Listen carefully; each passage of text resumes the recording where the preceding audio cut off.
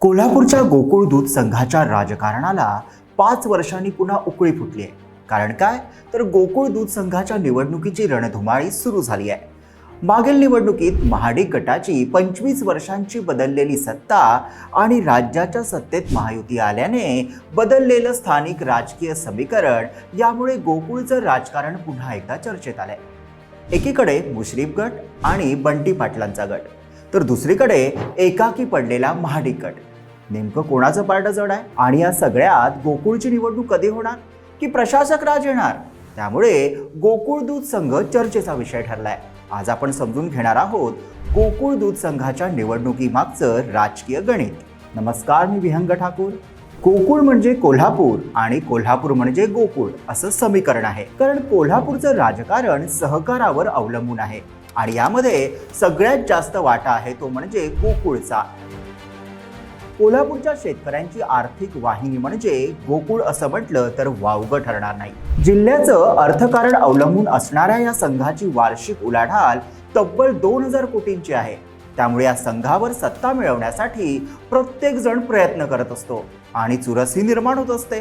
2021च्या निवडणुकीत आमचं ठरलंय, आता फक्त गोकुळ उरलं असं म्हणत विरोधकांना एकत्र करत हसन मुश्रीफांना गाठीशी बांधून बंटी पाटलांनी महाडिक आणि केपी पाटलांची सत्ता उलथवून लावली होती. 21 पैकी 17 संचालक बंटी पाटील आणि हसन मुश्रीफ गटाचे निवडून आले होते. पण आता राज्यात राजकीय समीकरणं बदलत चालली आहेत. त्याचा परिणाम कोल्हापुरातही दिसून येतोय. सध्याची परिस्थिती अशी आहे की पूर्वी विरोधात असलेले अनेक नेते आता महायुतीत आहेत. यात धनंजय महाडिक, मंत्री हसन मुश्रीफ, प्रकाश आबिटकर, चंद्रदीप नरके असे दिग्गज नेते हे महायुतीमध्ये आहेत. त्यामुळे गोकुळची निवडणूक ही महायुती म्हणून लढवण्याचा प्रस्ताव समोर आला. मात्र सूत्र सांगतात की या प्रस्तावाला सर्वांनीच प्रतिसाद दिलेला नाहीये. उलट काही संचालकांनी निवडणूक बिनविरोध करण्याच्या हालचाली सुरू केल्याची चर्चाही होती. त्यासाठी त्यांनी भेटीही घेतल्या. कुणाच्या? तर हसन मुश्रीफ, विनय कोरे, प्रकाश आबिटकर यांच्या. तर बंटी पाटलांची भेट ही ठरलेली होती.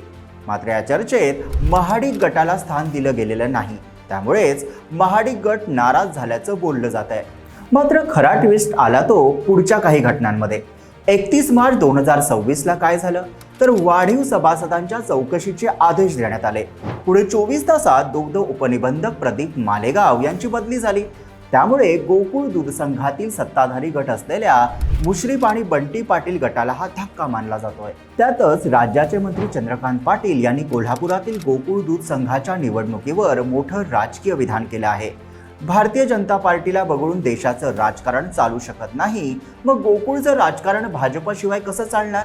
गोकुळची निवडणूक बिनविरोध करण्याच्या हालचाली सुरू असतानाच भाजपला डावलून कोणताही निर्णय होऊ शकत नाही अशी स्पष्ट भूमिकाही चंद्रकांत पाटलांनी मांडलेली दिसते. त्यानंतर राजकीय वर्तुळात एकच चर्चा, हा संदेश होता की महाडिक गटाला डावलून किंवा वगळून गोकुळमध्ये काही चालणार नाही. दरम्यान गोकुळचे अध्यक्ष नावीद मुश्रीफ यांनीही एक प्रश्न विचारला. ज्या संस्था अपात्र झाल्या त्या करण्यामागे असलेली अदृश्य शक्ती कोण? कारण 1200 सभासदांची याचिका न्यायालयात दाखल झाली आणि या याचिकेमागे कोण आहे? तर शौमिका महाडिक. त्यामुळेच महाडिक गट यामागे सक्रिय आहे का, यावर राजकीय वर्तुळात चर्चा सुरू आहे. आता या सगळ्यात आणखीन एक मोठा धोका आहे, तो म्हणजे 14 मे 2026ला गोकुळ संचालक मंडळाची मुदत संपते. मात्र अजूनही मतदार यादीच तयार नाहीये. कारण काय, तर 5470 संस्थांपैकी 1108 संस्थांवर आक्षेप घेतले गेलेत. हे प्रकरण न्यायालयात आहे. दरम्यान अर्थसंकल्पीय अधिवेशनात एक महत्त्वाचा कायदेबदल झाला होता. त्यात नियम असा की मोठ्या दूध संघांची मुदत संपल्यावर प्रशासक नेमता येईल. म्हणजेच निवडणूक वेळेत झाली नाही तर गोकुळवर प्रशासक बसू शकतो. म्हणजे आता प्रश्न निवडणुकीचा नाही तर प्रशासकाचा आहे. कारण प्रशासक आला तर सध्याच्या संचालकांची सत्ता संपेल. म्हणूनच काही जण बिनविरोध निवडणुकीच्या बाजूने आहेत, तर काही जण आधी संस्था पात्रता तपासा असं म्हणतायत. म्हणजे आता हा संघर्ष 3 स्तरावर आहे. एक म्हणजे महाडिक वर्सेस मुश्रीफ, दुसरा म्हणजे निवडणूक वर्सेस प्रशासक आणि तिसरा म्हणजे दूध संस्था विरुद्ध राजकारण. तर या राजकीय घडामोडीमुळे पुन्हा एकदा काही प्रश्न उपस्थित होत आहेत. तर गोकुळची निवडणूक वेळेत होणार का?